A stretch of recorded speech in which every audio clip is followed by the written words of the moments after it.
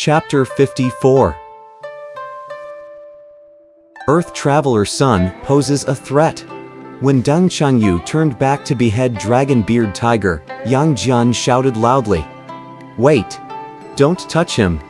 He rushed over, and she could not but defend herself. After several rounds, she once more gave up ground and ran away. As Yang Jian pursued her, she threw a stone into his face, but Yang Jian only chased her more closely, as if nothing had happened. Yang Jian had greater magic powers than she had imagined. This worried her, and she threw another stone, hitting him again in the face, but it did not hurt him in the least. She was wondering what to do next when Yang Jian released his sky-barking hound. It bit a piece of flesh from her neck, nearly toppling her from her horse. She fled back to the camp, screaming with pain. Deng Jiogong was grieved to see her return with a serious wound. He gnashed his teeth in hatred. Though Yang Jian had defeated the woman general, Jiang Ziya was distressed to see that Dragon-Beard Tiger had been wounded. Both Deng Jiogong and his daughter spent day and night in agony. The other generals discussed the situation amongst themselves. Commander Deng is wounded. It will be impossible for us to defeat West Qi within a short space of time. What shall we do? Just then a guard reported that Earth Traveler Sun had arrived. When he was admitted, Sung immediately noticed that the commander was absent. He found out the reason and went to offer his condolences. "Nija struck me on the shoulder. Who would have thought my expedition would end like this?" Deng Jiogong groaned. "Don't worry, Commander. I've got medicine that will heal your wound." He took a pill of golden elixir from his gourd, dissolved it in water, then applied it to the wound with a feather. The pain disappeared in an instant. Sung heard a woman shrieking pitifully in the back camp and asked who it was. "It's my daughter Deng Changyu. She's also been hurt." Earth Traveler Sun took another pill from his gourd.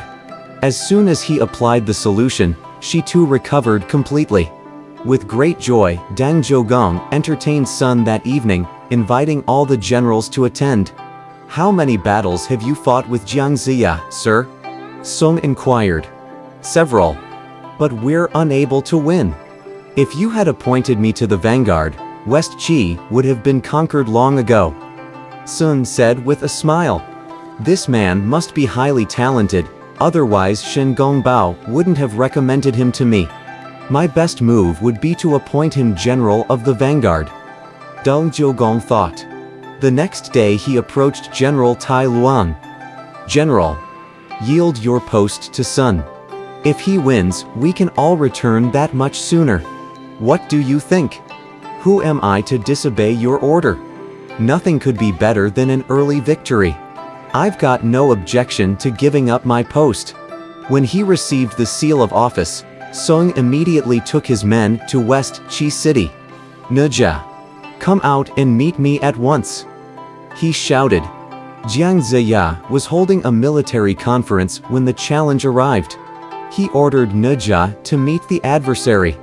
High on his wind-fire wheels, Nija looked toward the Shang camp, but could not spot any enemy general. Earth Traveler Sun was only 4 feet tall, and Nija did not think to look down at his feet. "Who's that coming?" Earth Traveler Sun yelled. Nija searched for the voice and saw a dwarf carrying an iron cudgel. "Who are you? How dare you come here, making such a big noise?" "I'm general of the vanguard under Commander Deng. I'm called Earth Traveler Sun. What have you come here for?" Nija asked again. "I'm under orders to seize you." Laughing uproariously, Nija stabbed downward with his lance. Sun swung his cudgel to meet the blow. From high on his wind-fire wheels, Nija had difficulty dodging and aiming at such a small target. Leaping nimbly back and forth, Sun soon had Nija sweating all over. Earth Traveler Sun then leapt out of the combat circle. "Nija, as you're so tall and I'm so short, it's awkward for both of us. Why don't you get down from your wheels and we'll fight it out? How can that dwarf escape his doom? He's bound to die anyway." Nija thought to himself. He quickly got off his wheels and stabbed at Sun. As Sun was so small and short, he slipped beneath Neja's lance and repeatedly clouted Neja's thighs. As soon as Neja turned, he slipped behind him and hit him twice more. Growing anxious, Neja was about to use his universal ring when Sun cast up a piece of celestial binding rope. With a deafening crash, Neja was bound up and thrown before the gate of the Shang camp.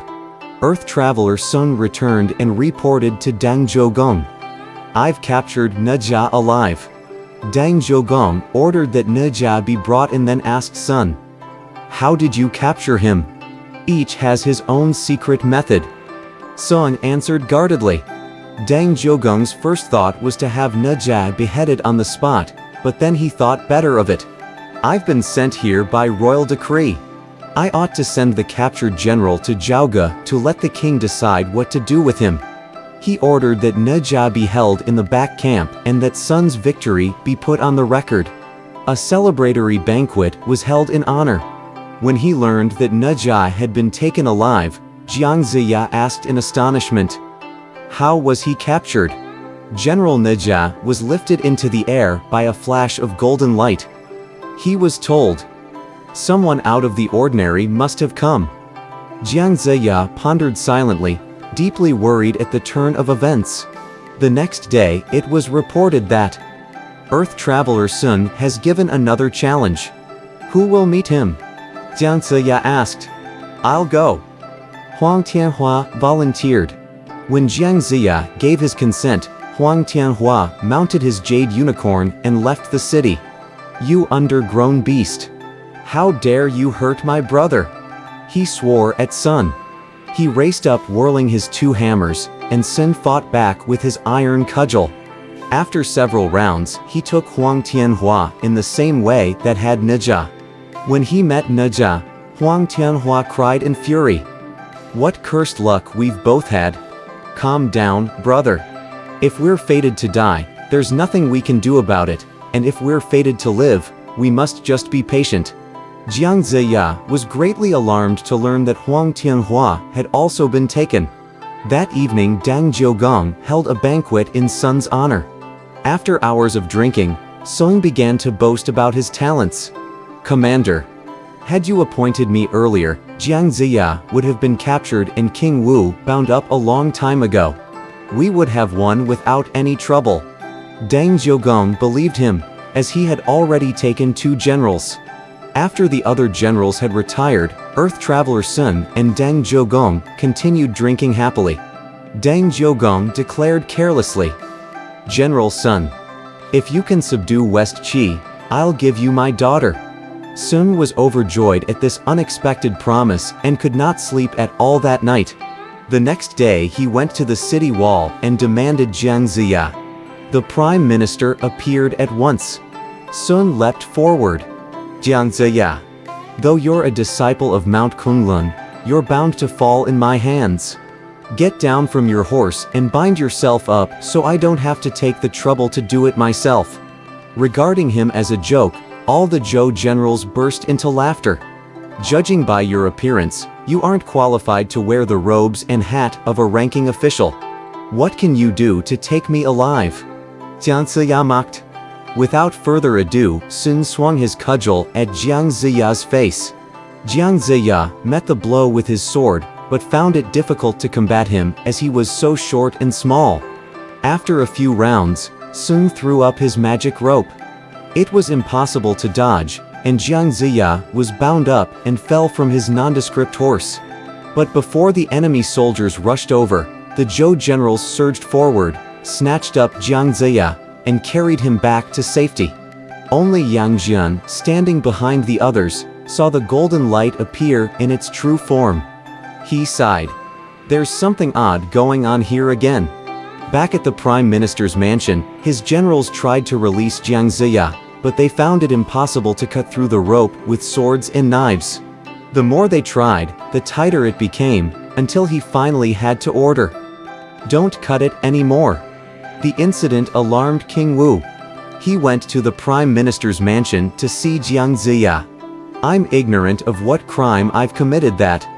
His Majesty sends his armies year after year, making it impossible for us to live in peace. Soldiers have been slaughtered and generals placed in peril. I spend day and night in restless anxiety. What shall we do now? He said in tears. Yang Jian examined the rope carefully and found that it closely resembled the celestial binding rope. It must be that same magic rope. He mused to himself. In the midst of their anxiety, a Taoist lad arrived, requesting to see the Prime Minister. When he was admitted, they found that it was White Crane Lad. He walked into the hall and bowed before Jiang Ziya. "Uncle, by order of my master, I've brought you a spell to untie the rope." He placed the written spell on the rope and pointed at it with his finger. The rope loosened and fell to the ground. Jiang Ziya knelt towards Mount Kunlun and thanked his master for showing him mercy. After White Crane Lad had departed, Yang Jian told Jiang Ziya, "TM sure that this is the celestial, binding rope? That's preposterous. I don't believe that Krakuchanta would do me any harm." Jiang Ziya said. When Earth Traveler Sun demanded another battle the following day, Yang Jian volunteered to answer the challenge. "Let me go to meet him, master." Jiang Ziya consented. "Be very careful when you meet that dwarf." Yang Jian mounted his horse, took up his lance, and left the city. The dwarf asked, "Who are you? What sorcery did you use to bind up my uncle? Don't go away, I'll knock your block off." Yang Jian shouted. Yang Jian watched Sun very closely during their combat to see what he was going to do. After 7 rounds, the dwarf threw up a glaring piece of rope and bound up Yang Jian. He ordered his soldiers to carry the captive to the Shang camp. But when they reached the camp gate, the load fell down with a great crash, and the dwarf was astonished to find that he had, in fact, caught a large rock and not Yang Jian.